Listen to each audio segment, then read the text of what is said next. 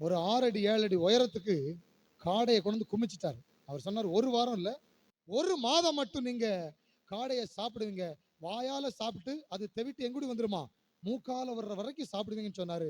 அவ்வளோ காடையை கொண்டு வந்து கொடுத்தாராம். இப்போ நான் கேட்கிறேன், எவ்வளவு உன்னதமான சாப்பாடா இருந்தாலும் அதை ஒரு நேரம் 2 நேரத்துக்கு மேல என்ன செய்ய முடியாது, சாப்பிட முடியாது. பழையபடி நம்ம எங்க தான் வந்து நிற்போம், அந்த சாம்பார் ரைஸ்.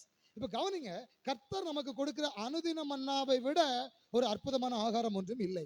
அப்ப இங்க இந்த ஜனங்களுக்கு கர்த்தருக்கு ஏன் நன்றி சொல்ல முடியலனா, கொடுத்த ஆகாரத்தை விட அவங்க இருதயம் எதையோ தேடி திருப்தி இல்லாததுனால அவங்க வாழ்க்கையில ஆண்டவருக்கு என்ன சொல்ல முடியல, நன்றி சொல்ல முடியல. தேவ பிள்ளைகளே, நம்முடைய வாழ்க்கையில ஆண்டவர் எதையோ ஒன்று அதை தரல இதை தரல, எங்களுக்கு அதை நினைச்சு நினைச்சு வாடி போகிறோம், அதையே எங்க உள்ள நினைக்குதுன்னு சொல்லாதீங்க. கர்த்தர் தந்தவைகளுக்காக நன்றி நன்றி நன்றி என்று நாள்தோறும் பாடி